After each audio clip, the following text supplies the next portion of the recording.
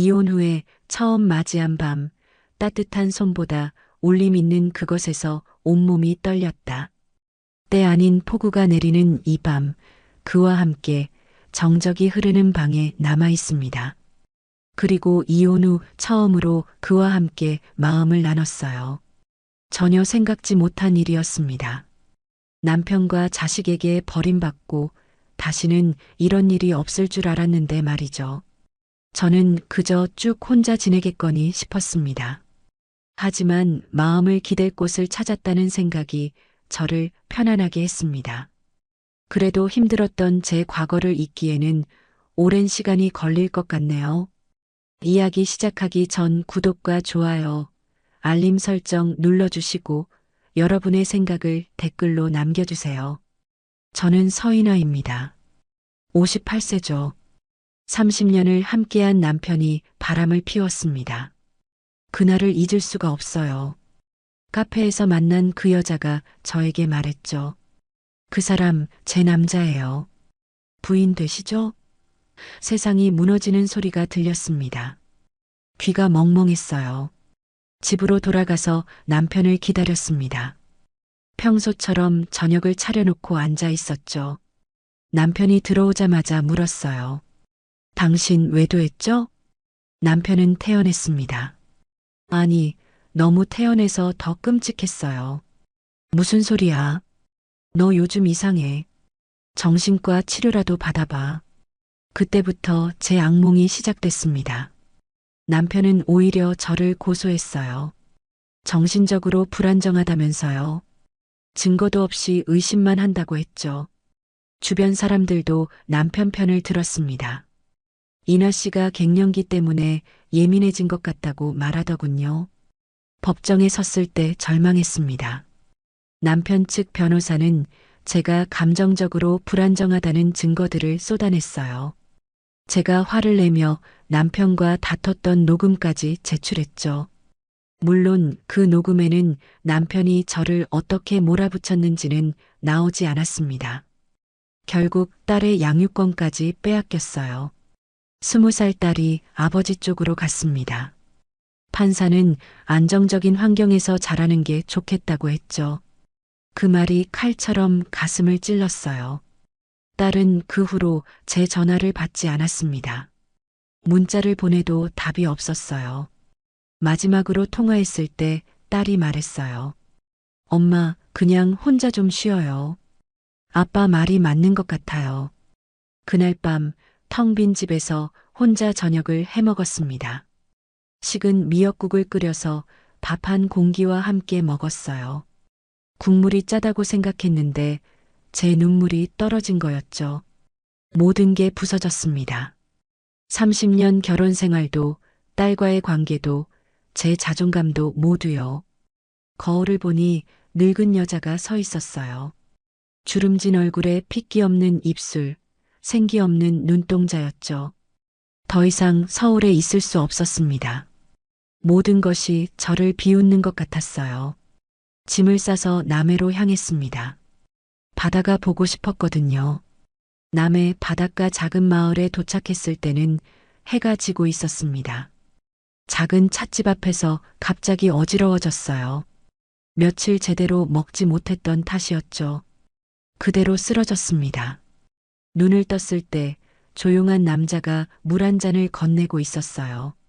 기댈 데가 없으신 분처럼 보이셨어요 라고 말하더군요. 그 말에 또 눈물이 났습니다. 정말 기댈 데가 없었거든요. 물을 건넨 남자의 이름은 정진수였습니다. 61세라고 하더군요. 얼굴에는 깊은 주름이 있었지만 눈빛은 따뜻했어요. 도자기 공방을 운영한다고 했죠. 몸이 많이 안 좋아 보이세요. 며칠 쉬어 가시는 게 어떨까요? 정진수가 조심스럽게 말했습니다. 저는 고개를 저었어요. 괜찮습니다. 숙소를 찾아보겠어요. 하지만 다리에 힘이 들어가지 않았습니다. 일어서려고 하니 또 어지러웠어요. 정진수가 제 팔을 잡아주며 말했죠. 공방 옆에 작은 방이 하나 있어요. 거기서 며칠 쉬세요. 처음엔 거절하려 했습니다. 모르는 남자 집에서 머물 수는 없다고 생각했거든요. 하지만 갈 곳이 없었어요. 여관비도 아까웠죠. 결국 고마움을 표하며 따라갔습니다. 공방은 생각보다 아담했어요. 흙냄새와 나무 냄새가 섞여 있었죠. 벽에는 크고 작은 도자기들이 놓여 있었습니다. 정진수가 보여준 방은 정말 작았어요. 침대 하나, 작은 책상 하나가 전부였죠. 불편하시겠지만 며칠만 참아주세요. 정진수의 목소리는 여전히 조용했습니다. 저는 고개를 숙이며 대답했어요. 정말 감사합니다. 그날 밤은 깊게 잠들었어요. 서울에 있을 때보다 훨씬 편안했죠. 새소리에 눈을 떴을 때 이미 해가 중천에 떠 있었습니다. 몇 시간을 잔 건지 알 수 없었어요. 침대 옆 작은 테이블 위에 머그컵 하나가 놓여 있었습니다. 유자차였어요. 컵 밑에는 작은 메모가 있었죠. 몸에 열이 많아 보이셔서요. 이건 시원하게도 마실 수 있어요. 그 순간 가슴이 철렁 내려앉았습니다. 언제 마지막으로 이런 배려를 받아봤는지 기억이 나지 않았거든요. 남편은 30년 동안 한 번도 제가 아플 때 차 한 잔 끓여준 적이 없었어요. 딸도 마찬가지였죠. 유자차를 한 모금 마시니 달콤했습니다. 따뜻하면서도 시원한 느낌이었어요. 눈물이 또 났죠. 이번엔 슬픔이 아니라 고마움 때문이었습니다. 공방으로 나가니 정진수가 물레 앞에 앉아 있었어요. 흙을 빚고 있더군요. 손놀림이 능숙했습니다. 저를 보더니 미소를 지었어요.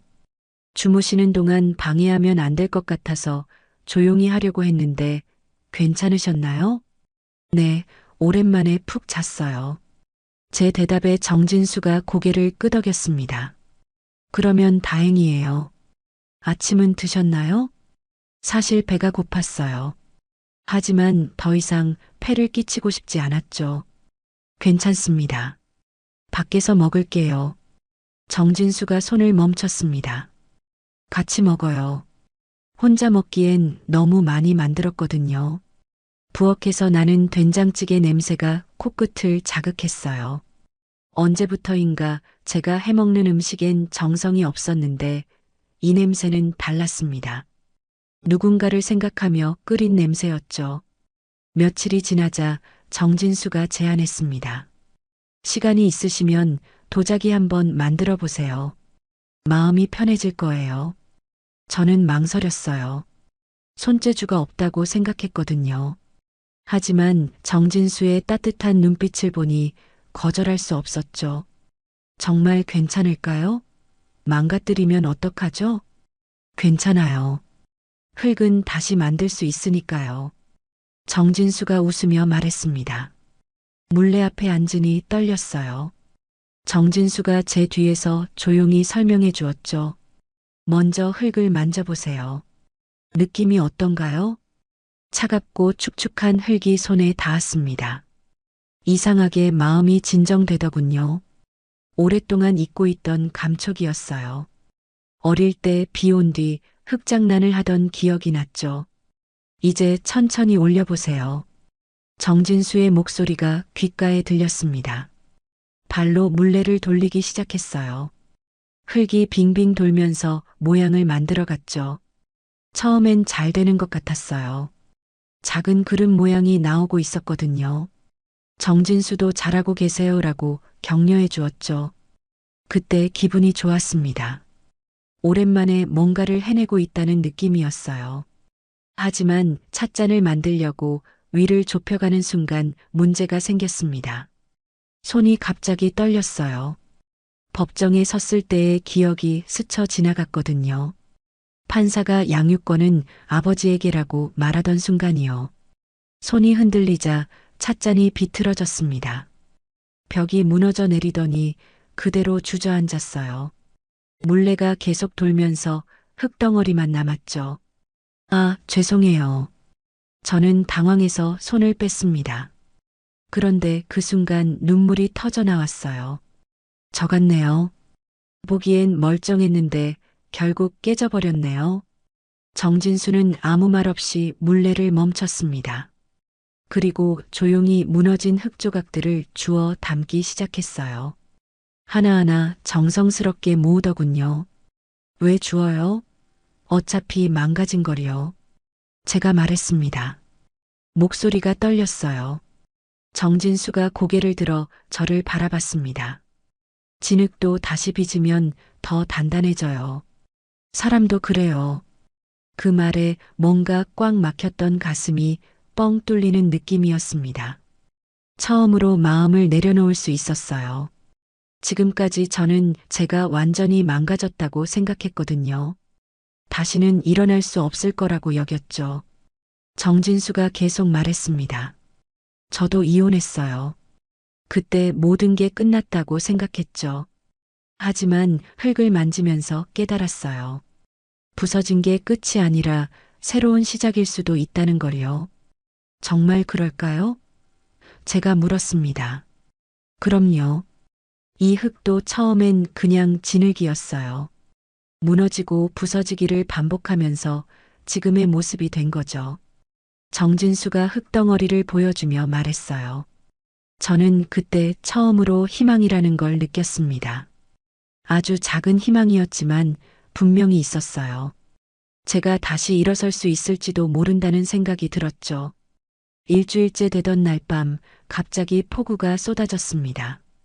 바람도 거세게 불었어요. 창문을 두드리는 빗소리가 무서울 정도였죠. 그때 전기가 나갔습니다. 온 마을이 캄캄해졌어요.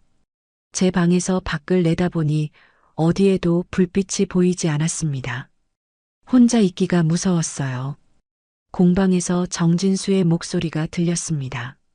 이나 씨, 괜찮으세요? 저는 문을 열고 나갔어요. 네, 괜찮아요. 언제쯤 전기가 들어올까요? 아마 내일 아침까지는 어려울 것 같아요. 태풍 때문에 전선이 끊어진 것 같거든요. 정진수가 손전등을 켜며 말했습니다. 공방 안으로 들어가니 정진수가 이미 촛불 몇 개를 켜두었더군요. 은은한 촛불빛이 공방 안을 따뜻하게 비추고 있었어요. 평소보다 더 아늑한 느낌이었죠. 여기서 같이 있어요. 혼자 계시면 무서우실 텐데요. 정진수가 의자 하나를 더 가져다 놓았습니다. 저는 고마우면서도 어색했어요. 남편과도 이렇게 둘만 있어 본 적이 언제였는지 기억나지 않았거든요. 최근 몇 년간은 말도 제대로 안 나눴으니까요. 촛불을 바라보며 앉아 있는데 정진수가 조용히 노래를 흥얼거리기 시작했습니다. 들어본 듯한 멜로디였어요. 오래된 가요 같았죠. 목소리는 낮고 깊었습니다. 가사는 잘 들리지 않았지만 슬픈 노래 같았어요. 사랑하는 사람을 그리워하는 내용이었을 거예요. 정진수의 얼굴이 촛불에 비쳐 더 깊어 보였습니다. 노래가 끝나자 조용해졌어요. 밖에서는 여전히 비가 내리고 있었죠. 저는 궁금해서 물었습니다. 그 노래 왜 부르신 거예요? 정진수가 잠시 망설이더군요. 그러더니 작은 목소리로 대답했어요. 저도 누군가를 기다려 본 적 있거든요. 기다리셨다고요? 네. 아내가 떠난 후에도 한동안 기다렸어요. 언젠가 돌아올 거라고 생각했죠. 정진수의 목소리가 더 낮아졌습니다. 그 말을 듣고 가슴이 아팠어요. 저도 아직 딸이 다시 연락할 거라고 기대하고 있었거든요. 매일 휴대폰을 확인하면서 혹시나 하고 기다리고 있었죠. 결국 오지 않으셨나 봐요. 제가 조심스럽게 말했습니다. 네. 그런데 이상해요. 어느 순간부터는 오지 않아도 괜찮더라고요. 기다리는 마음 자체가 위로가 되었어요. 정진수가 촛불을 바라보며 말했습니다. 저는 그 말이 무슨 뜻인지 알 것 같았어요. 때로는 그리움이 원망보다 따뜻할 때가 있잖아요. 미워하는 것보다 그리워하는 게 마음이 편할 때가 있었죠. 지금도 기다리고 계세요? 제가 물었습니다. 아니요. 이제는 다른 걸 기다려요. 정진수가 저를 쳐다봤습니다. 촛불빛에 비친 그의 눈동자가 반짝였어요. 무엇을 기다린다는 건지 물어보고 싶었지만 입이 열리지 않았습니다. 왠지 알면 안 될 것 같았거든요. 아직 준비가 안 된 것 같았어요. 노래는 끝났지만 뭔가 울림이 남아 있었습니다. 공방 안에 두 사람 사이에 그리고 제 마음속에도요. 처음 느껴보는 설렘이었어요. 며칠 더 지나자 정진수가 말했습니다. 공방 정리를 좀 도와주실 수 있을까요? 혼자 하기엔 너무 많아서요. 저는 기꺼이 도와드렸어요. 그동안 신세만 지고 있었는데 도움이 될 수 있어서 기뻤거든요. 공방 한쪽 구석에는 오래된 도구들과 상자들이 쌓여 있었습니다. 이 상자들은 언제부터 있던 건가요? 제가 물으니 정진수가 쓴웃음을 지었어요. 몇 년 전부터요. 정리하려고 했는데 계속 미뤘거든요. 정진수가 먼지를 털며 말했습니다. 상자 속에는 오래된 도자기 조각들과 스케치북들이 들어 있었어요. 하나하나 꺼내면서 정리하는데 작은 나무 서랍이 하나 있더군요. 서랍을 열어보니 오래된 봉투 하나가 들어 있었습니다. 진수 씨, 이건 뭐예요? 제가 봉투를 들어 보였습니다. 정진수의 표정이 순간 굳어졌어요. 손을 멈추고 저를 바라보더니 망설이는 기색이 역력했죠. 그건 죄송해요. 보면 안 되는 거였나요? 저는 얼른 봉투를 내려놓으려 했습니다. 아니에요. 괜찮아요. 정진수가 고개를 저었습니다. 예전 아내가 남기고 간 편지예요. 그 말을 듣는 순간 가슴이 먹먹해졌어요. 정진수에게도 아픈 과거가 있다는 걸 새삼 깨달았거든요. 저만 상처받은 게 아니었구나 싶었죠. 읽어봐도 될까요? 정진수가 조심스럽게 물었습니다. 혼자 보기엔 너무 힘들었거든요. 저는 고개를 끄덕였어요.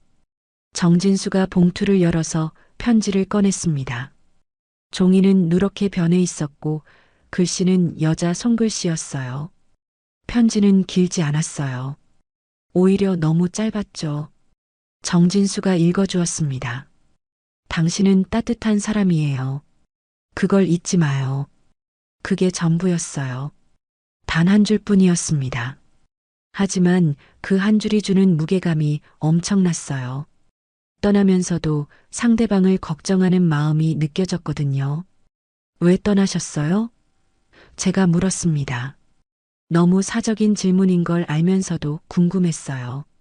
다른 사람을 좋아하게 됐대요. 미안하다고 하면서 떠났죠. 정진수의 목소리가 쉬었습니다. 그런데 이상해요. 원망하지 않았어요. 오히려 고마웠죠. 고마웠다고요? 네. 거짓말하지 않고 솔직하게 말해줘서요. 많은 부부들이 속이면서 살잖아요. 적어도 저희는 그러지 않았으니까요. 정진수가 편지를 다시 봉투에 넣으며 말했습니다. 저는 그때 남편 생각이 났어요. 남편은 끝까지 거짓말했었거든요. 증거를 들이밀어도 부인했죠. 정진수의 전 부인이 부럽다는 생각이 들었습니다. 정말 따뜻한 분이세요. 제가 말했습니다. 그런가요? 정진수가 의외라는 표정을 지었어요. 네, 저도 느꼈거든요. 그 따뜻함이 지금은 저에게도 닿고 있어요. 제 말에 정진수가 놀란 듯 저를 바라봤습니다. 그 순간 뭔가 달라진 걸 느꼈어요. 공기가 다르더군요. 두 사람 사이에 흐르는 감정이 조금씩 변하고 있었어요. 처음엔 동정이었는데 이제는 다른 감정이 섞이고 있었죠. 저는 가슴이 두근거렸습니다.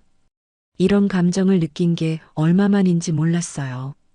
남편과는 언제부터 이런 떨림이 없었는지 기억도 나지 않았거든요. 정진수도 같은 마음일까요? 궁금했지만 물어볼 용기는 없었어요. 아직은 너무 이른 것 같았거든요. 한 달이 지난 어느 저녁 다시 폭우가 내렸습니다. 이번엔 더 거셌어요. 천둥 번개까지 치면서 하늘이 찢어질 것 같았죠. 창문이 덜덜 떨릴 정도였습니다. 전기는 다행히 나가지 않았어요. 하지만 비가 너무 세게 내려서 제 방으로 가기가 어려웠습니다. 문을 열면 빗물이 쏟아져 들어올 것 같았거든요. 오늘은 여기서 주무세요. 정진수가 말했습니다. 공방에 담요가 있어요. 소파에서 주무시면 될 것 같은데요. 저는 괜찮다고 했지만 정진수가 고집했어요. 밖이 너무 위험하다면서요. 결국 공방에서 밤을 보내기로 했습니다. 정진수가 담요와 베개를 가져다 주었어요. 불편하시겠지만 하룻밤만 참아주세요. 괜찮아요. 오히려 고마워요. 제가 대답했습니다. 사실 혼자 있기보다 이렇게 있는 게 더 좋았어요. 비가 계속 내리는 소리를 들으며 앉아 있는데 정진수가 도자기 하나를 들고 왔습니다. 오늘 완성한 거예요. 만져보세요. 찻잔이었어요. 아주 매끄럽고 따뜻한 느낌이었죠. 손에 쥐니 딱 알맞은 크기였습니다. 정말 아름다워요. 어떻게 이렇게 완벽하게 만드세요? 완벽하지 않아요. 자세히 보시면 작은 흠들이 있어요. 정진수가 웃으며 말했습니다. 그런데 그 흠들이 더 아름답죠. 저는 찻잔을 자세히 들여다봤어요. 정말 작은 자국들이 있었습니다. 하지만 그것들이 오히려 개성처럼 보였어요. 다 만들고 나면 손끝에서 울림이 와요. 정진수가 조용히 말했습니다. 살아있다는 걸 느끼게 해주는 순간이죠. 그 말을 들으니 궁금해졌어요. 정진수가 느끼는 그 울림이 뭔지 알고 싶었습니다. 저도 느껴볼 수 있을까요? 정진수가 잠시 망설이더니 고개를 끄덕였어요. 손을 내밀어 보세요. 저는 조심스럽게 손을 내밀었습니다. 정진수가 제 손을 잡고 찻잔 위에 올려놓았어요. 그리고 자신의 손을 제 손 위에 포겠죠. 느껴지세요? 정진수가 속삭이듯 말했습니다. 처음엔 아무것도 느껴지지 않았어요. 그런데 잠시 후 뭔가 미세한 진동 같은 게 느껴졌습니다. 찻잔에서 나오는 건지 정진수의 손에서 나오는 건지 알 수 없었어요. 하지만 더 강렬한 건 정진수의 손이었습니다. 따뜻하고 거칠었지만 부드러웠어요. 오랫동안 흙을 만져서 생긴 굳은 살이 만져졌죠. 그 순간 모든 감정이 터져나왔습니다. 외로웠던 마음, 상처받았던 기억, 그리고 새롭게 느끼는 설렘까지 모든 게 한꺼번에 몰려왔어요. 손끝에서 전해지는 온기가 온몸으로 퍼졌습니다. 이혼 후 처음 느껴보는 떨림이었어요. 남편과 손을 잡았을 때도 이런 느낌은 없었거든요. 정진수도 뭔가를 느꼈는지 손을 떼지 못하고 있었습니다. 두 사람 모두 숨소리가 거칠어졌어요. 공방 안에는 빗소리와 함께 묘한 긴장감이 흘렀죠. 인화 씨, 정진수가 제 이름을 불렀습니다. 목소리가 평소보다 낮았어요. 저는 고개를 들어 정진수를 바라봤습니다. 그의 눈동자가 흔들리고 있었어요. 제 마음과 같았죠. 그때 천둥이 크게 울렸습니다. 깜짝 놀란 저는 손을 뺐어요. 그리고 얼굴이 빨개진 채로 고개를 숙였습니다. 죄송해요. 제가 작은 목소리로 말했습니다. 아니에요. 저야말로. 정진수도 당황한 듯 말을 흐렸습니다. 하지만 우리 둘 다 알고 있었어요. 뭔가 돌이킬 수 없는 선을 넘었다는 걸요. 그날 이후 며칠 동안 저와 정진수는 어색했습니다. 서로 눈을 마주치기가 힘들었어요. 그런데 마음 한편으로는 계속 그 순간이 떠올랐죠. 손끝에서 느꼈던 그 떨림 말이에요. 정진수는 평소보다 더 조심스럽게 행동했습니다. 말수도 줄었고요. 저도 마찬가지였어요. 뭔가 말하고 싶었지만 용기가 나지 않았거든요. 그러던 어느 날 갑자기 딸 생각이 났습니다. 한 달 넘게 연락을 안 했는데 안부라도 물어봐야겠다 싶었어요. 아니, 사실은 정진수와의 일이 있고 나서 더 그리워졌던 것 같아요. 휴대폰을 들고 한참을 망설였습니다. 받을까요? 또 차갑게 대하면 어떡하죠? 하지만 딸은 제 유일한 가족이었어요. 용기를 내서 전화를 걸었습니다. 한참 후에 딸이 받았어요. 왜요? 첫 마디부터 차갑더군요. 어떻게 지내니? 엄마가 보고 싶어서 제가 조심스럽게 말했습니다. 잘 지내요. 바쁘니까 할 말만 해요. 딸의 목소리에는 짜증이 섞여 있었어요. 엄마가 지금 남해에 있어. 바다가 보이는 곳이야. 공기도 좋고. 제가 말하려는데 딸이 끊었습니다. 엄마, 뭐 하려고 그러세요? 그냥 조용히 사세요. 그 말에 가슴이 아팠어요. 하지만 포기할 수 없었습니다. 엄마가 도자기도 배우고 있어. 새로운 사람도 만났고. 엄마, 그 나이에 뭘 새로 시작하려고 그래요. 그냥 조용히 살아요.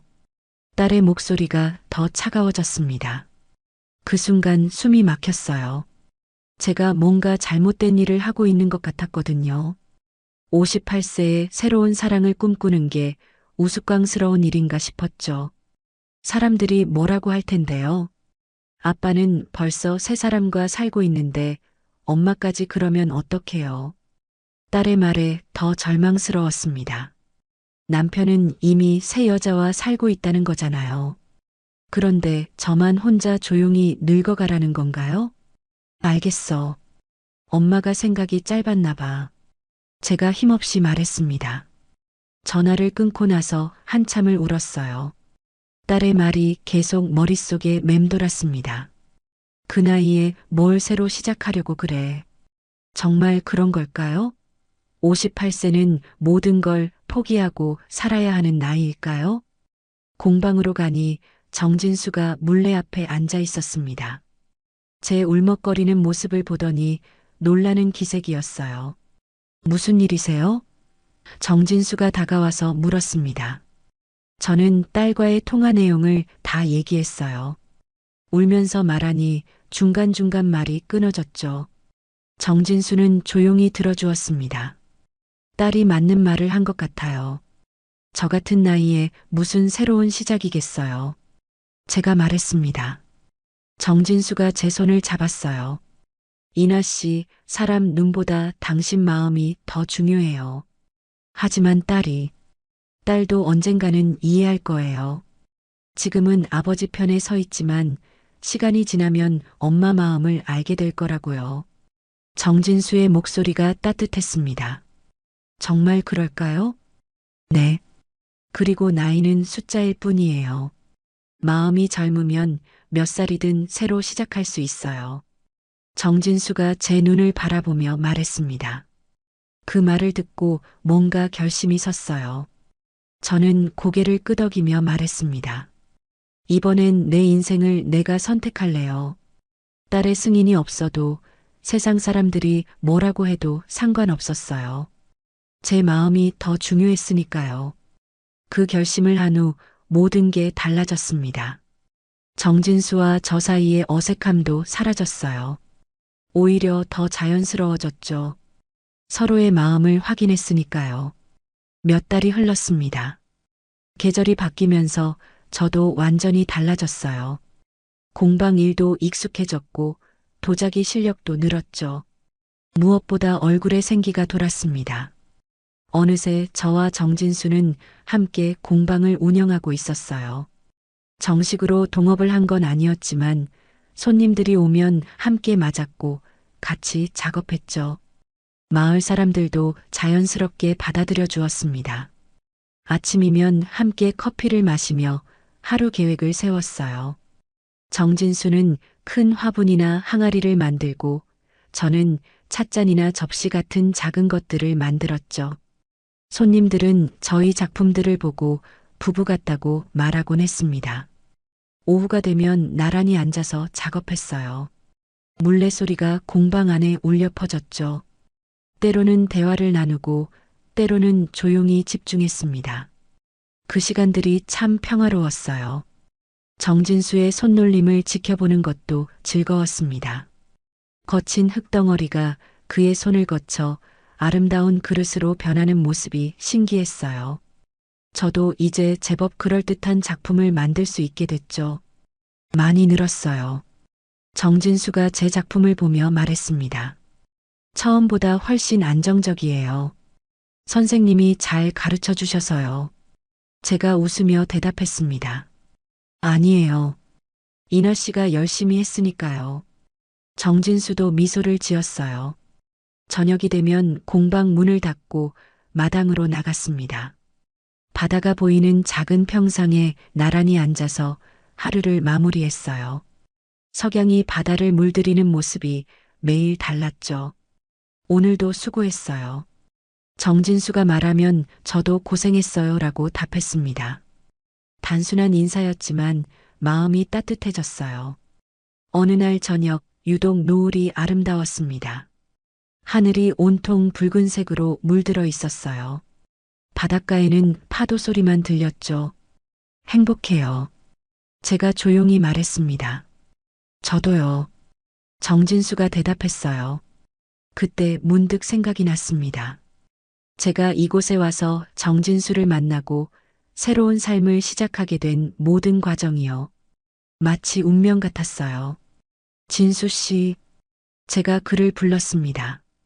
네. 이혼 후 처음 맞이한 밤을 기억해요. 그때 따뜻한 손보다 제 안에서 살아난 울림이 더 뜨거웠어요. 저는 그때의 감정을 떠올리며 말했습니다. 정진수가 제 손을 잡았어요. 그 울림이 뭐였을까요? 사랑이었어요. 사랑은 다시 울릴 수 있는 사람을 만나는 거였더라고요. 제가 그의 눈을 바라보며 말했습니다. 저한테도 그런 울림이 있었어요. 이나 씨를 만난 후부터요. 정진수가 제 손을 꼭 잡으며 말했습니다. 바다에서 불어오는 바람이 시원했어요. 새로운 삶에 대한 설렘과 감사함이 마음을 가득 채웠죠. 58세에 시작한 새로운 사랑이었지만 20대 때보다 더 깊고 진실했습니다. 딸은 아직 연락하지 않았어요. 하지만 괜찮았습니다. 언젠가는 이해해 줄 거라고 믿었거든요. 제가 진짜 행복하다는 걸 알게 되면요. 그날 밤도 저희는 함께 공방에서 시간을 보냈습니다. 도자기를 굽는 가마에서 나오는 따뜻한 열기처럼 저희 사이에도 사라지지 않는 울림이 계속 흘러가고 있었어요. 내 나이 62세의 재혼. 한 달 만에 너무 미치도록 후회했습니다. 제게도 이런 일이 일어날 줄은 미처 생각지 못했습니다. 그 사람의 외형만을 보고 판단한 제 잘못이 컸죠. 그는 마치 거미 같았습니다. 그리고 그가 쳐놓은 거미줄에 제가 걸린 것이죠. 정말 조용히 지내고 싶은 마음이 컸는데 하마터면 순간의 선택이 10년을 좌우할 뻔했습니다. 만일 여러분들 중 재혼을 고민하고 계신 분이 있다면 제 이야기를 잘 들으시고 신중히 선택하시길 바랍니다. 이야기 시작 전 구독과 좋아요, 알림 설정 눌러주시고 여러분의 생각을 댓글로 남겨주세요. 저는 강수연입니다. 올해 59이죠. 서울에서 병원 행정직으로 일하다가 은퇴하고 나서 부모님이 남겨주신 청도 시골집을 민박으로 고쳐서 살고 있어요. 처음엔 혼자 사는 게 막막했습니다. 서울에서 바쁘게 살다가 갑자기 조용한 시골로 내려오니까 적응이 쉽지 않더라고요. 그래도 시간이 지나면서 제법 단단해졌다고 생각했죠. 혼자서도 잘 살 수 있구나, 이런 마음이 들었거든요. 그런데 그날 오후였습니다. 문득 현관벨이 울렸어요. 누가 올까 싶어서 문을 열어보니 단정한 인상의 남성이 서 있더라고요. 나이는 50대 후반 정도로 보였습니다. 안녕하세요. 민박 예약하고 싶은데 괜찮을까요? 목소리가 참 차분했어요. 말수는 많지 않아 보였지만 어딘지 모르게 신뢰감이 드는 사람이었습니다. 성함을 물어보니 한도윤이라고 하더라고요. 방을 안내해드리면서 간단한 이야기를 나눴습니다. 도윤은 별말을 안 했지만 가끔 제 얼굴을 바라볼 때가 있었어요. 그런데 그 시선이 불편하지가 않았습니다. 오히려 따뜻한 느낌이었죠. 저녁 시간이 되자 도윤이 부엌으로 왔어요. 뭔가 도와드릴 일 없을까요? 아니에요, 괜찮습니다. 그런데도 계속 부엌 근처에 있으면서 이런저런 이야기를 하더라고요. 어디서 왔는지, 뭐 하는 사람인지는 묻지 않았어요. 민박 손님들한테 너무 사적인 질문은 안 하는 게 좋다고 생각했거든요. 대신 도윤이 먼저 말했습니다. 여기 와보니까 마음이 좀 편해지네요. 그 한마디가 가슴 어딘가를 울렸어요. 왜 그랬을까요? 단순한 손님의 인사말인데도 뭔가 특별하게 들렸습니다. 식사를 하면서도 도윤은 조용했어요. 하지만 가끔 눈이 마주칠 때마다 살짝 미소를 지었죠. 어색하지 않은 미소였습니다. 마치 오래된 지인처럼 자연스러운 느낌이었어요. 밤이 되고 각자 방으로 들어갔는데 이상하게 잠이 안 왔어요. 평소라면 혼자 있는 게 편했는데 그날은 누군가 집안에 있다는 게 새삼 신기했습니다. 복도에서 도윤의 발걸음 소리가 들렸어요. 화장실 가는 소리, 물 틀어놓는 소리, 다시 방으로 돌아가는 소리. 그런 일상적인 소리들이 왜 그렇게 정겨웠을까요? 다음 날 아침 일찍 일어나서 아침 준비를 하고 있는데 도윤도 일찍 일어났더라고요. 일찍 일어나시네요. 네, 원래 새벽형 인간이에요. 간단한 아침 식사를 함께 했습니다. 도윤은 정말 예의 바른 사람이었어요. 식사 후에 설거지도 도와주려고 하고 쓰레기도 분리수거까지 해서 내놓고 하룻밤 묵고 가시는 거죠? 그런데 도윤 표정이 조금 아쉬워 보였어요. 네, 그런데 정말 좋았습니다. 오랜만에 편안하게 잤어요. 그 말을 들으니까 저도 모르게 뿌듯했습니다. 민박 일을 시작한 지 얼마 안 됐는데 손님이 만족해 하니까 기분이 좋았죠. 도윤이 짐을 챙기고 나가는 걸 배웅했어요. 차에 타기 전에 한 번 더 인사를 하더라고요. 정말 감사했습니다. 그리고는 차를 타고 떠났습니다. 저는 그 뒷모습을 한참 바라봤어요. 왜 그랬을까요? 평범한 하룻밤 손님이었는데 뭔가 아쉬운 마음이 들었습니다. 그날 저녁 혼자 저녁을 먹으면서 생각했어요. 도윤 같은 사람이 다시 오면 좋겠다는 마음이 들었습니다. 조용하고 예의 바르고 무엇보다 함께 있어도 불편하지 않은 사람이었거든요. 그런데 그날 밤 일이 생겼어요. 저녁을 다 먹고 나서 부엌에서 설거지를 하고 있었습니다. 형광등 불빛이 창문에 환하게 비치고 있었죠. 그런데 문득 뭔가 이상한 느낌이 들었어요. 창문 밖을 보니까 어둠 속에서 뭔가 스치는 그림자가 보였습니다. 처음엔 바람에 나뭇가지가 흔들리는 줄 알았어요. 그런데 잠깐 저희 집 앞마당에는 큰 나무가 없거든요. 심장이 철렁했습니다. 혹시 누군가 있는 건 아닐까? 설마 도둑이 들려고 하는 건 아니겠죠. 시골이라고 해서 완전히 안전한 건 아니니까요. 급하게 불을 끄고 조심스럽게 창문 쪽으로 다가갔어요. 커튼 사이로 살짝 밖을 내다봤습니다. 그런데 아무것도 보이지 않았어요. 그냥 고요한 밤이었죠. 아마 착각이었나 보다 싶어서 다시 설거지를 마저 했습니다. 그런데 계속 신경이 쓰였어요. 뭔가 누군가가 지켜보고 있는 것 같은 느낌이 들었거든요. 잠자리에 들어서도 마음이 편하지 않았습니다. 혹시 정말 누군가 있었던 건 아닐까? 그런 생각이 계속 맴돌았어요. 결국 거의 새벽이 되어서야 잠들 수 있었습니다. 다음 날 아침에 일어나서 제일 먼저 한 일이 뭐였는지 아세요? 집 주변을 한 바퀴 돌아봤어요. 혹시 발자국이나 이상한 흔적이 있나 싶어서요. 다행히 특별한 건 없었습니다. 그런데 우편함을 확인하러 나갔다가 깜짝 놀랐어요. 우편함 안에 작은 쪽지 하나가 들어 있었거든요. 누가 넣었을까요? 쪽지를 펼쳐보니까 이렇게 적혀 있었습니다. 따뜻했어요. 고맙습니다. 글씨체가 남자 글씨 같았어요. 그리고 이 글씨 어디서 본 것 같은데 순간 머릿속이 복잡해졌습니다. 혹시 어제 본 그림자가 도윤이었을까요? 그 사람이 어젯밤에 다시 왔다가 쪽지를 남기고 간 건 아닐까요? 그렇다면 왜 그랬을까?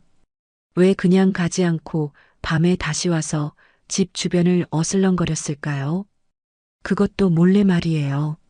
한편으로는 뭔가 낭만적이라는 생각도 들었어요.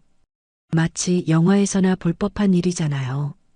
떠났다가 다시 돌아와서 쪽지를 남기고 가는 거. 그런데 동시에 좀 섬뜩하기도 했습니다. 왜 정정당당하게 오지 않고 밤에 몰래 왔을까요? 무슨 이유가 있었을까요? 아니면 정말 제가 착각한 건일까요? 며칠 동안 그 일이 계속 신경 쓰였어요. 쪽지는 서랍에 넣어뒀는데 가끔 꺼내서 다시 보곤 했습니다. 따뜻했어요. 고맙습니다. 이 간단한 문장이 왜 이렇게 마음에 남는 걸까요? 그리고 사흘 뒤였나요? 또 현관벨이 울렸습니다. 문을 열어보니까 도윤이 서 있었어요. 반가우면서도 약간 당황스러웠죠. 안녕하세요. 또 왔네요. 네, 안녕하세요. 도윤은 저번과 똑같이 차분한 목소리로 인사했어요. 그런데 제가 쪽지 이야기를 꺼내야 할까 말까 고민이 되더라고요. 이번에도 하룻밤 묵고 가실 건가요? 그런데 도윤이 뜻밖의 말을 했습니다. 혹시 한 달 정도 정기적으로 머물 수 있을까요? 일주일에 한두 번씩 와서 며칠씩 묵고 싶은데 한 달 정기 투숙이라니 생각지도 못한 제안이었어요. 한 달 정기 투숙이라는 말에 처음엔 좀 당황했어요. 그런데 생각해 보니까 나쁘지 않았습니다. 민박 수입도 안정적이고 도윤은 조용한 사람이니까 큰 문제가 될 것 같지도 않았거든요. 좋습니다. 그럼 일주일에 며칠 정도 오실 생각이세요? 한 번 올 때마다 2, 3일 정도 머물려고 해요. 그렇게 도윤의 정기 투숙이 시작됐습니다. 처음 며칠은 정말 조용했어요. 도윤은 자기 방에만 있거나 산책을 나가거나 했죠. 저와 마주치는 일도 많지 않았고요. 그런데 일주일 정도 지나면서 조금씩 달라지기 시작했어요. 도윤이 민박집 일에 관심을 보이기 시작한 거예요. 마당 풀이 너무 자랐네요. 제가 좀 베어드릴까요? 처음엔 괜찮다고 했는데 도윤이 자꾸 하겠다고 하더라고요. 결국 허락했죠. 그런데 정말 깔끔하게 잘 베어주었어요. 보기에도 훨씬 좋아졌습니다. 고마워요. 혼자 하려니까 힘들었는데 별 말씀을요. 이런 일은 제가 더 잘할 수 있으니까요. 그 다음에는 현관 앞 화단을 정리해 주겠다고 했어요. 잡초도 뽑고 꽃도 새로 심어주겠다고요. 이것도 처음엔 사양했는데 도윤이 워낙 하겠다고 하니까 맡겼습니다. 며칠 후에 보니까 화단이 정말 예뻐졌어요. 어디서 꽃을 구해왔는지 색색깔 꽃들이 가지런히 심어져 있었죠. 지나가는 사람들도 예쁘다고 하더라고요. 어디서 이런 꽃들을 구하셨어요? 읍내 화원에서 좀 사왔어요. 집이 화사해야 기분도 좋아지잖아요. 도윤은 그런 식으로 하나둘씩 민박집 일에 손을 대기 시작했어요. 무거운 짐이 있으면 대신 나르겠다고 하고 전구가 나가면 갈아주고 수도꼭지가 새면 고쳐주고 처음엔 고마웠습니다. 정말로 혼자 하기 힘든 일들이었거든요. 특히 무거운 것들 나르는 건 제가 하기엔 벅찼어요. 도윤이 도와주니까 훨씬 편했죠. 그런데 어느 순간부터는 조금 이상한 기분이 들기 시작했어요. 도윤이 너무 자연스럽게 이 집의 주인인 것처럼 행동하는 것 같았거든요. 수연 씨, 싱크대 아래 배수관이 좀 막힌 것 같은데 제가 뚫어드릴까요? 어떻게 그걸 아셨어요? 아, 설거지할 때 물이 잘 안 빠지는 것 같아서요. 그때부터 조금씩 의문이 들기 시작했어요. 도윤이 언제부터 이렇게 세세한 부분까지 관심을 갖게 된 걸까요? 손님이라면 그냥 자기 방에서 지내면 되는 건데, 그런 생각을 하고 있던 어느 날 저녁이었어요. 저녁을 먹고 나서 거실에서 텔레비전을 보고 있는데 도윤이 조심스럽게 말을 꺼냈습니다. 수연 씨, 이야기 하나 해도 될까요? 네, 뭔데요? 도윤이 잠시 망설이더니 이렇게 말했어요. 혼자 지내는 게 너무 힘들어요. 수연 씨가 곁에 있어주면 좋겠어요. 갑작스러운 고백이었습니다. 아니, 고백이라고 해야 할까요? 무슨 말인지 정확히 모르겠었어요. 그게 무슨 뜻이에요? 그냥, 이렇게 함께 있으니까 마음이 편해져요. 서로 의지하면서 살면 안 될까요? 그 말을 듣고 가슴이 조금 두근거렸어요. 솔직히 말하면 나쁘지 않은 제안이라는 생각도 들었거든요. 혼자 사는 것도 외롭긴 했으니까요. 하지만 너무 갑작스러웠어요. 아직 서로를 잘 모르는데 그런 이야기를 하다니 뭔가 성급한 것 같았습니다. 좀 생각해 볼게요. 그렇게 대답하고 각자 방으로 들어갔어요. 잠자리에 들기 전에 양치를 하려고 욕실에 갔는데 그때 이상한 걸 발견했습니다. 세면대 위에 낯선 칫솔이 하나 놓여 있었어요. 분명히 제 칫솔 옆에 나란히 놓여 있었죠. 새 칫솔이었어요. 아직 포장도 뜯지 않은 순간 몸에 소름이 돋았습니다. 언제 이걸 가져다 놓은 거죠? 저한테 물어보지도 않고 말이에요. 도윤이 둔 게 분명했어요. 다른 사람이 올 리가 없으니까요. 그런데 왜 허락도 받지 않고 이런 걸 해놓은 걸까요? 사소한 일일 수도 있어요. 그냥 칫솔 하나잖아요. 그런데 왜 이렇게 불편한 기분이 드는 걸까요? 마치 누군가 제 영역에 허락 없이 들어온 것 같은 느낌이었어요. 칫솔 일이 있고 나서 며칠 동안은 도윤과 어색했어요. 그 칫솔에 대해서 물어봐야 할까 말까 고민했거든요. 결국 아무 말도 하지 않았습니다. 뭔가 소심한 것 같기도 하고 괜히 민감하게 구는 것 같기도 했어요. 도윤은 평소와 다름없이 행동했습니다. 마당일도 하고 이것저것 도와주고 칫솔 일은 없었던 것처럼 말이에요. 그런데 저는 계속 신경이 쓰였어요. 그러던 어느 날이었습니다. 도윤이 저녁을 먹고 나서 조심스럽게 말을 꺼냈어요. 수연 씨, 드릴 말씀이 있어요. 무슨 말일까 싶어서 기다렸죠. 그런데 도윤이 주머니에서 편지 봉투 하나를 꺼내더라고요. 이거 읽어보세요. 편지라니. 요즘 시대에 손편지를 쓰는 사람이 있나 싶었어요. 봉투를 뜯어서 편지를 펼쳐봤는데 정말 정성스럽게 쓴 편지였습니다. 내용은 대략 이런 거였어요. 혼자 살면서 얼마나 외로웠는지, 저를 만나서 얼마나 행복한지 그런 이야기들이 적혀 있었죠. 글씨도 반듯하고 내용도 진심이 느껴졌어요. 그런데 마지막 부분이 좀 당황스러웠습니다. 우리 혼인신고부터 해요. 그래야 누구 눈치 안 보고 살 수 있잖아요. 이렇게 적혀 있었거든요. 혼인신고라니 너무 갑작스러운 제안이었어요. 아직 연인 사이도 아닌데 갑자기 혼인신고 이야기를 하다니 어떻게 반응해야 할지 모르겠더라고요. 이게 무슨 말이에요? 그냥 저희가 함께 살면서 서로 의지하면 좋을 것 같아서요. 형식적으로라도 혼인신고를 하면 더 안정적이잖아요. 도윤의 표정은 진지했어요.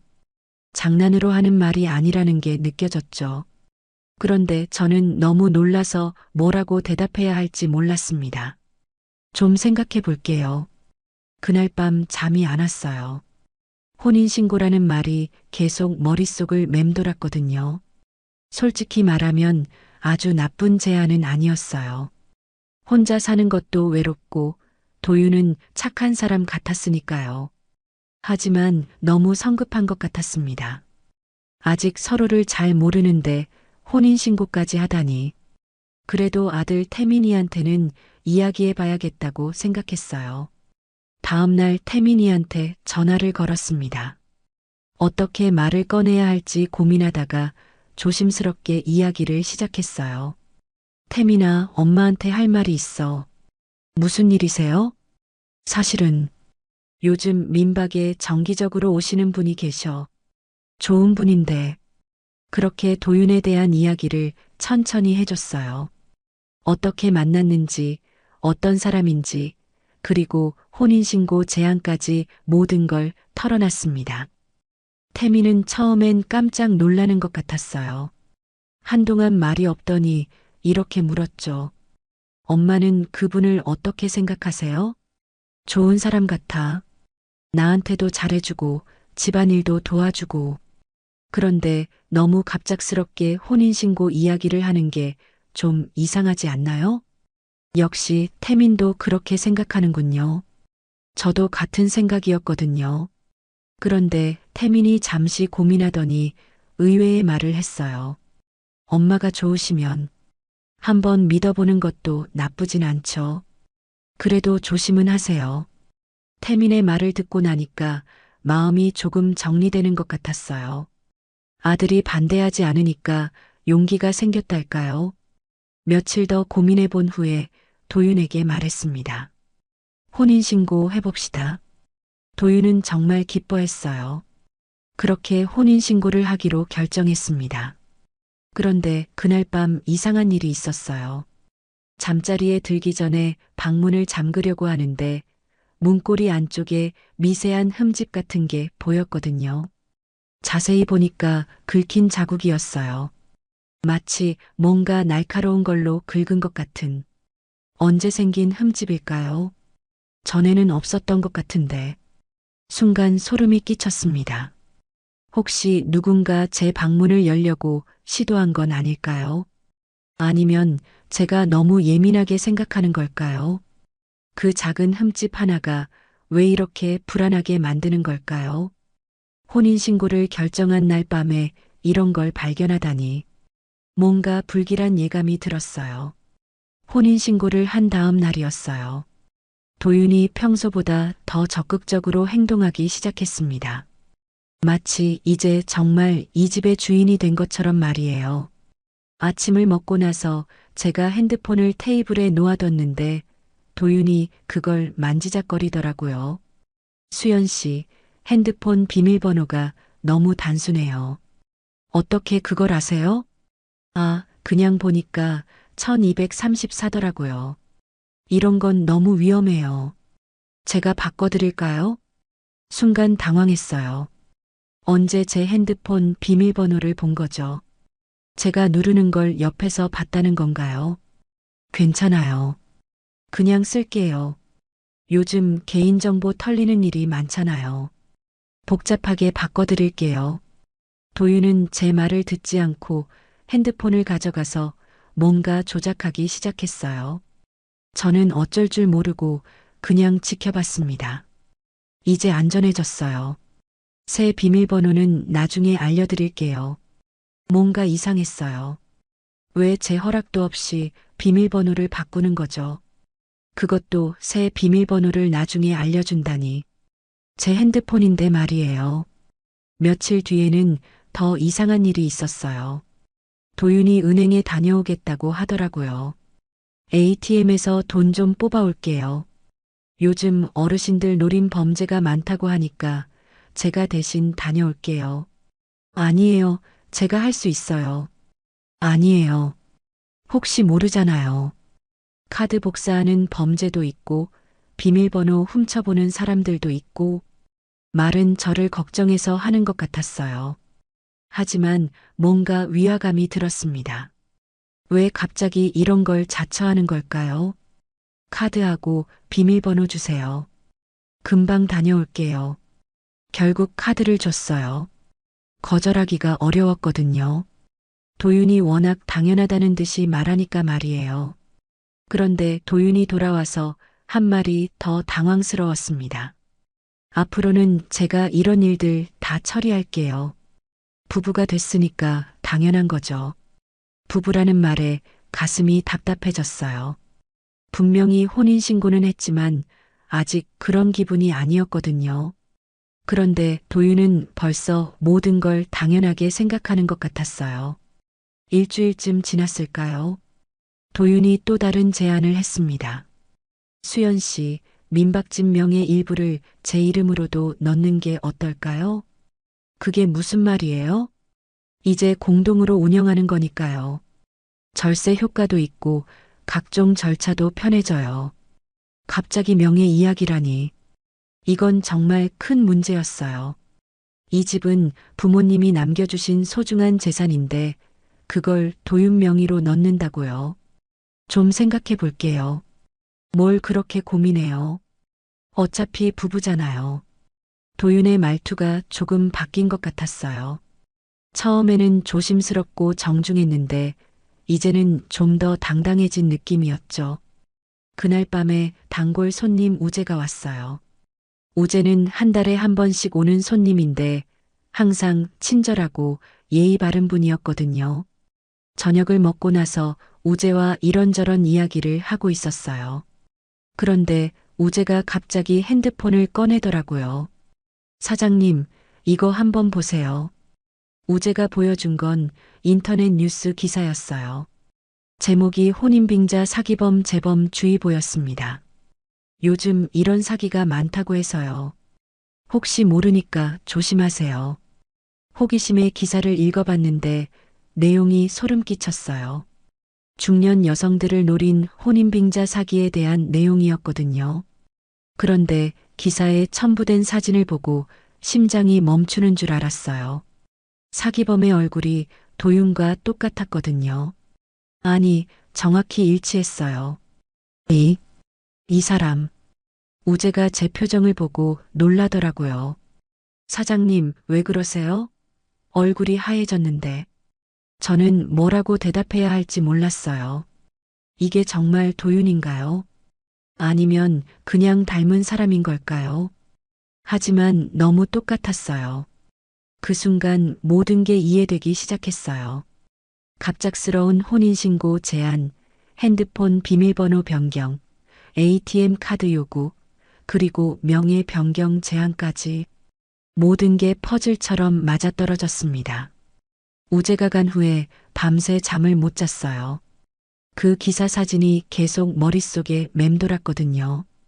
도윤과 너무 똑같은 얼굴이었어요. 우연의 일치일 수도 있지만 아닐 가능성이 더 컸습니다. 다음 날 아침 도윤이 평소처럼 아침 인사를 했어요. 잘 주무셨어요? 그 순간 소름이 돋았습니다. 저를 속이고 있는 사람이 이렇게 자연스럽게 인사를 할 수 있다니. 아니면 정말 다른 사람일까요?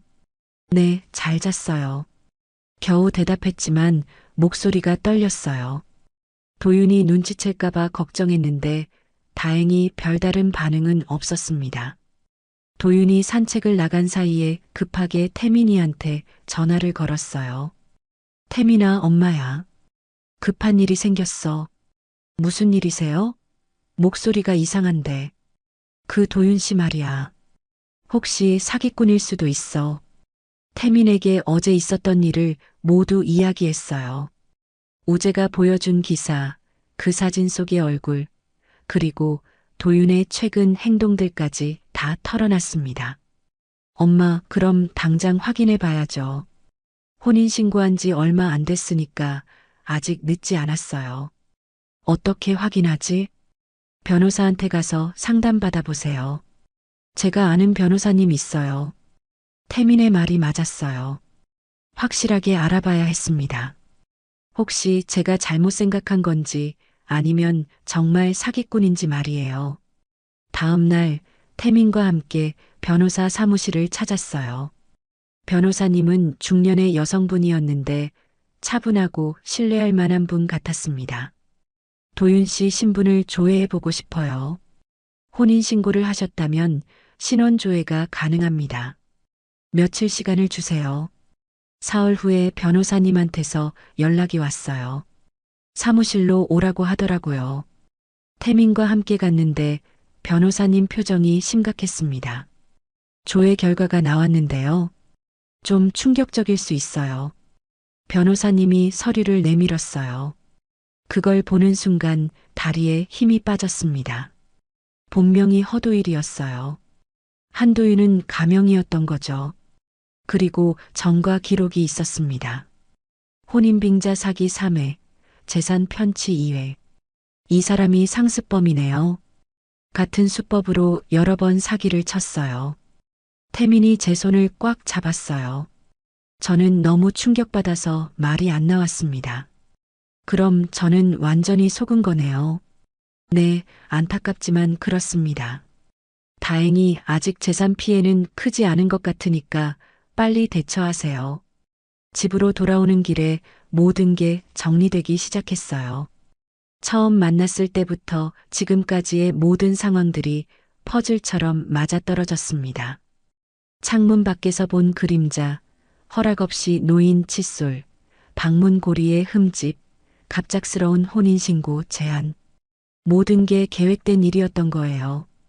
그의 따뜻한 미소도, 다정한 말투도, 집안일을 도와주는 것도 모든 게 저를 속이기 위한 연기였던 겁니다.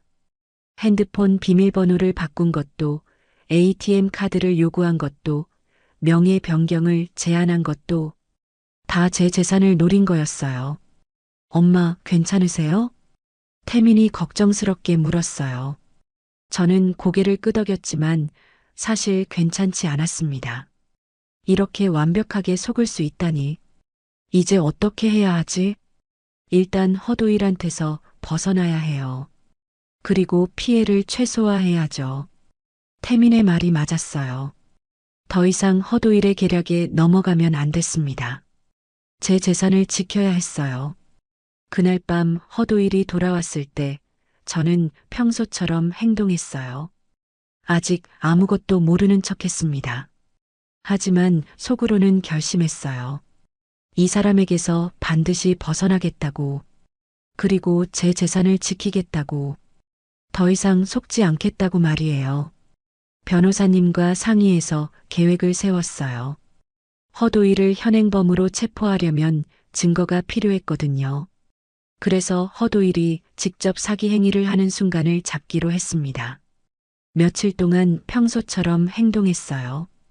허도일이 의심하지 않도록 말이에요. 그런데 연기하는 게 정말 힘들었습니다. 그 사람을 보고 있으면 속이 뒤틀렸거든요. 수연 씨, 민박집 명의 변경 서류 준비됐어요. 허도일이 서류 뭉치를 들고 왔을 때 저는 최대한 자연스럽게 반응했어요. 그래요? 한번 볼게요. 서류를 받아보니까 정말 치밀하게 준비했더라고요. 민박집 지분의 절반을 허도일 명의로 넘기는 내용이었어요. 이게 성공하면 제 재산의 절반을 빼앗기는 거였죠. 여기 서명만 하시면 돼요. 그럼 우리가 정식으로 공동 소유자가 되는 거예요. 허도일의 목소리는 여전히 다정했어요. 하지만 이제는 그 다정함이 얼마나 가짜인지 알 수 있었습니다. 잠깐만요. 좀 더 자세히 읽어볼게요. 뭘 그렇게 복잡하게 생각해요. 어차피 부부잖아요. 허도일이 조금 조급해하는 것 같았어요. 빨리 서명받고 싶어 하는 게 느껴졌죠. 그럴수록 저는 더 시간을 끌었습니다. 이 부분이 좀 이해가 안 가는데. 그때였어요. 현관벨이 울렸습니다. 허도일이 깜짝 놀라면서 저를 봤어요. 누가 와요? 모르겠어요. 예약 손님은 없는데. 허도일의 표정이 조금 굳어졌어요. 뭔가 불안해하는 것 같았죠. 저는 천천히 일어나서 현관으로 갔습니다. 문을 열자마자 변호사님과 경찰관 두 분이 들어왔어요. 미리 약속한 대로였죠. 허도일은 깜짝 놀라서 자리에서 벌떡 일어났습니다. 누구세요? 경찰관이 허도일에게 다가가면서 말했어요. 허도일 씨 맞으시죠? 혼인빙자 및 사기 혐의로 체포합니다. 그 순간 허도일의 얼굴이 새하얘졌어요. 당황해서 어쩔 줄 모르는 모습이었죠. 뭔 소리예요? 저는 한도윤이에요. 주민등록번호 확인 결과 허도일이 맞습니다.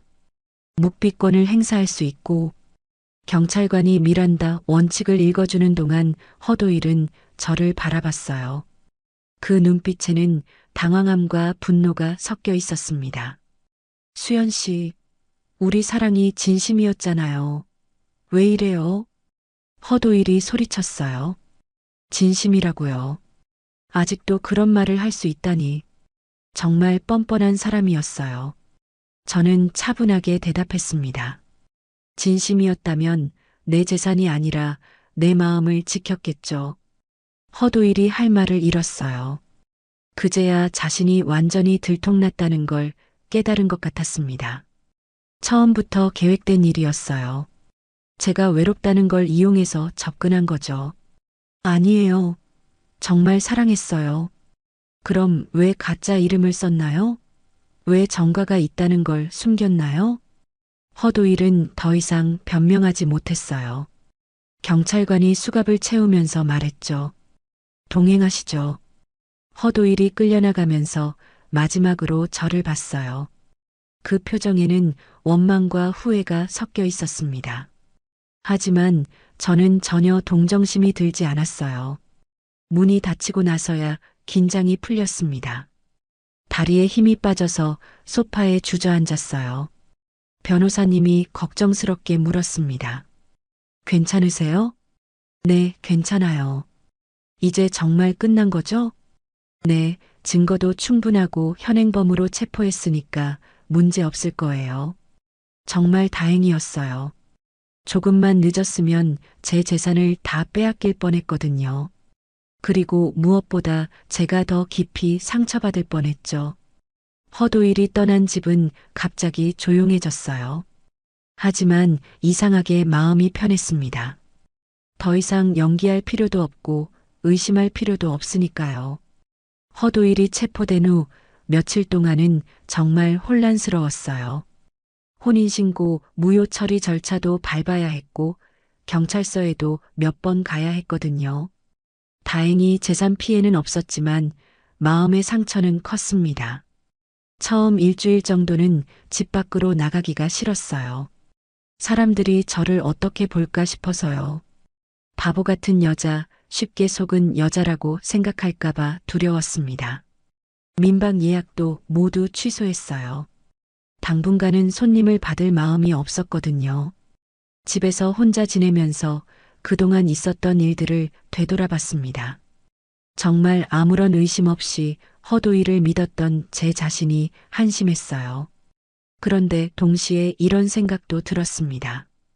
외로움이 저를 이렇게 만든 건 아닐까요? 태민이 가끔 전화를 해서 안부를 물었어요. 엄마, 너무 자책하지 마세요. 엄마 잘못이 아니에요. 그래도 너무 쉽게 속았잖아. 엄마가 착하셔서 그런 거예요. 나쁜 건 그 사기꾼이지 엄마가 아니에요. 태민의 말이 위로가 됐어요. 하지만 여전히 마음이 무거웠습니다. 한 달쯤 지나서 우재가 안부 전화를 했어요. 사장님, 괜찮으세요? 민박은 언제부터 다시 하실 거예요? 아직 생각이 안 정리됐어요. 그런 일 겪으셨으니 당연하죠. 그런데 사장님이 너무 자책하실 필요는 없어요. 우재의 말을 듣고 용기가 났어요. 이렇게 걱정해주는 사람들이 있다는 게 고마웠거든요. 2달 후부터 조금씩 민박을 다시 시작했어요. 예전만큼 적극적이지는 않았지만 단골 손님들이 하나둘 다시 찾아왔습니다. 그러면서 마당도 다시 정리하기 시작했어요. 허도일이 심어놨던 꽃들은 모두 뽑아버렸습니다. 그 대신 제가 좋아하는 꽃들을 새로 심었어요. 코스모스, 봉선화, 해바라기. 소박하지만 정겨운 꽃들이었죠. 꽃을 심으면서 마음도 조금씩 회복되는 기분이었어요. 6개월 후에는 뜻밖의 제안을 받았어요. 지역 복지관에서 사기 예방 강연을 해달라는 거였습니다. 제가 그런 강연을 할 수 있을까요? 오히려 직접 경험하신 분이 말씀하시는 게 더 설득력 있을 거예요. 처음엔 망설였어요. 제 창피한 경험을 남들 앞에서 이야기한다는 게 쉽지 않았거든요. 하지만 저 같은 피해자가 더 생기지 않으려면 해야 할 일이라고 생각했습니다. 첫 강연은 정말 떨렸어요. 손에 땀이 날 정도였죠. 하지만 시작하고 나니까 할 말이 많았습니다. 저도 똑똑한 사람이라고 생각했어요. 그런데 외로움 앞에서는 판단력이 흐려지더라고요. 청중들이 진지하게 들어주었어요. 특히 저와 비슷한 나이의 여성분들이 공감하는 모습이었죠. 외로움은 죄가 아니에요. 하지만 그 외로움을 사랑이라 착각하는 건 더 큰 죄가 될 수 있어요. 제가 한 말에 모든 분들이 고개를 끄덕였습니다. 그때 느꼈어요. 제 경험이 헛되지 않았다는 걸 말이에요. 그 후로 한 달에 한 번씩 강연을 다니고 있어요. 그리고 단골 손님들과도 작은 모임을 만들었습니다.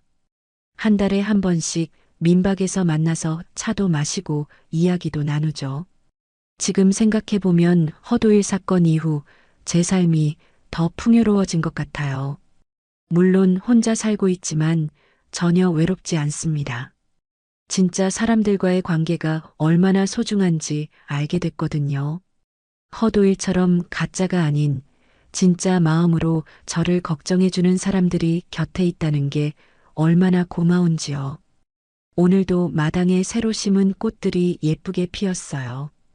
혼자 보기 아까울 정도로 말이에요. 하지만 이제는 혼자 봐도 충분히 행복합니다.